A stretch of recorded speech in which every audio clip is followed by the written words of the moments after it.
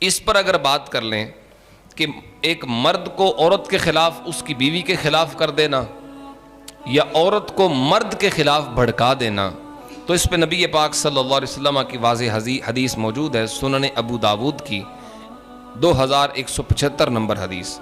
حضرت ابو ہریرہ اس حدیث کے راوی ہیں، حضور نے فرمایا لیس منا من خبب امرأۃ علی زوجہا او عبدا علی سیدہ۔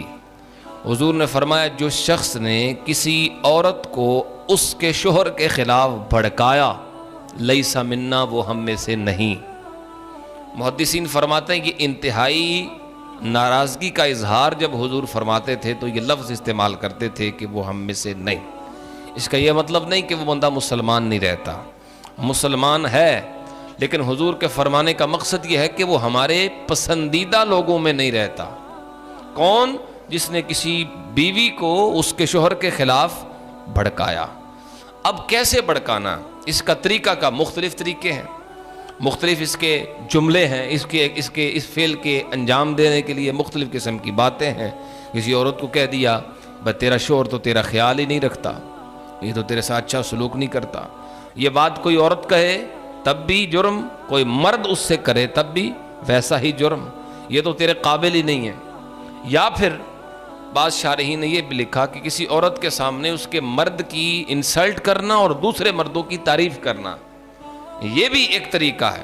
اب ظاہر ہے جب اس کے سامنے اس کے مرد کی، اس کے شوہر کی بے عزتی ہوگی اور کسی اور کی عزت کی جائے گی تو اس کے دل میں نفرت پیدا ہو جائے گی اپنے شوہر کی، یہ کیسا انسان ہے، اس کی وجہ سے مجھے یہ ذلت اٹھانا پڑی۔ اگر ہمارے پاس ان کیس ایسا ہوتا ہے، لوگ سیانہ سمجھدار سمجھ کے، تو کبھی کبھی عورتیں آ کے اپنے مسائل بیان کرتی بھی ہیں، مطلب اپنے شوہر کی شکایت کے طور پہ کہ جی وہ میرے ساتھ اچھا سلوک نہیں کر رہا۔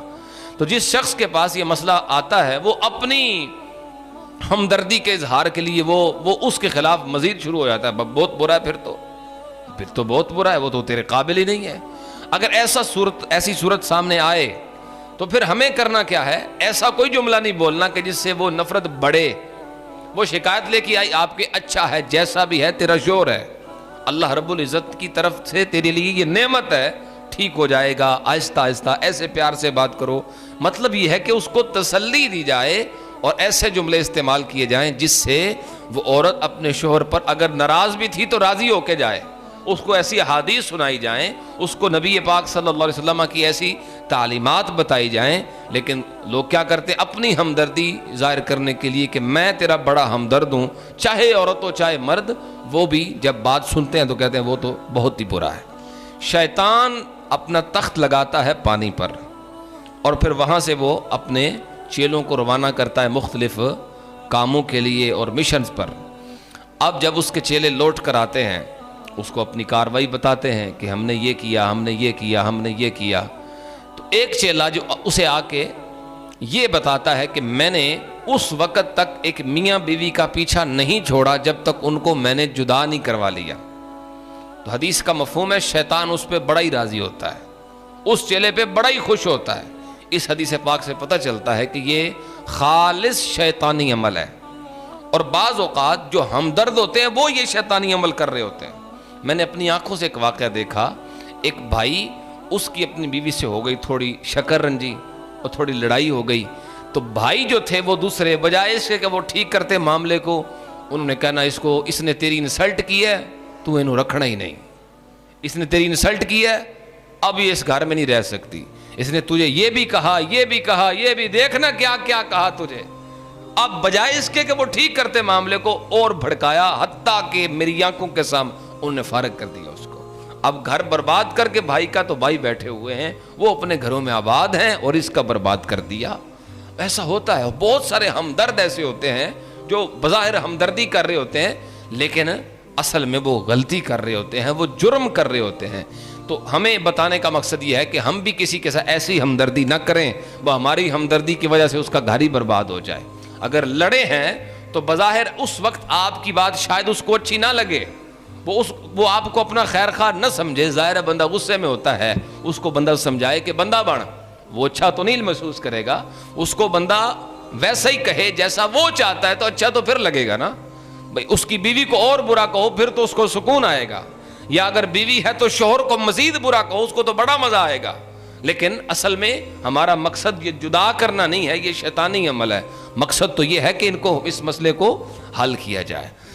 ایک پرانی کسی قوم کا واقعہ ہے، ایک بادشاہ یوں ہی سیر کے لیے نکلا، اس نے دیکھا ایک غریب گھرانے کی ایک عورت ہے، وہ شاید پانی بھر رہی تھی، اس نے دیکھا بڑی خوبصورت ہے، اس کو پسند آئی، اور پتہ چلا کہ اس کا تو نکاح بھی ہو چکا ہے۔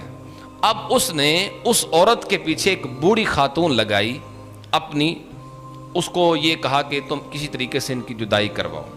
اب اس عورت نے آ کے اس کے کان بھرنے شروع کر دیے، تم اتنی حسین و جمیل ہو، یہ کیا مزدور کے ساتھ تم رہ رہی ہو، تمہیں تو چاہیے کہ کسی بادشاہ کے ساتھ رہو، تمہیں تو ملکہ ہونا چاہیے۔ اس کے کان بھرنے شروع کر دیے، اور وہ بات کر کے چلی جاتی، اور میاں بیوی کی لڑائی آپس میں شروع ہو جاتی، یہ معمول ہے، حتیٰ کہ وہ دونوں جدا ہو گئے۔ وہ مرد جو تھا غریب آدمی، اس کا بڑا دل دکھا، بہرحال جدائی ہوئی، بادشاہ نے اس کو اپنے نکاح میں لیا۔ جب وہ دونوں نکاح کر کے بیٹھے، ابھی قریب نہیں ہوئے کہ اللہ رب العزت کی قدرت سے دونوں نابینا بھی ہو گئے اور سر سے لے کر پاؤں تک مفلوج بھی ہو گئے۔ فالج کا ایسا حملہ کہ دونوں معذور ہو گئے۔ اب انہیں سمجھ آیا کہ ہم نے ظلم کیا ہے، اللہ کے ایک بندے کے ساتھ زیادتی کی ہے۔ وقت کے نبی تک بات پہنچائی گئی اور ان سے عرض کی گئی کہ اے اللہ کے رسول آپ دعا کریں، یہ بادشاہ اور اس کی بیوی یہ بیمار ہو گئے، نابینا بھی ہو گئے اور مفلوج بھی ہو گئے۔ اللہ رب العزت نے اپنے اس وقت کے نبی کو یہ حکم ارشاد فرمایا، اے میرے نبی ان دونوں کے حق میں آپ دعا نہ کیجئے گا، اس لیے کہ ہم نے ان سے اظہار ناراضگی فرمایا ہے، انہوں نے میرے ایک بندے کا دل دکھایا۔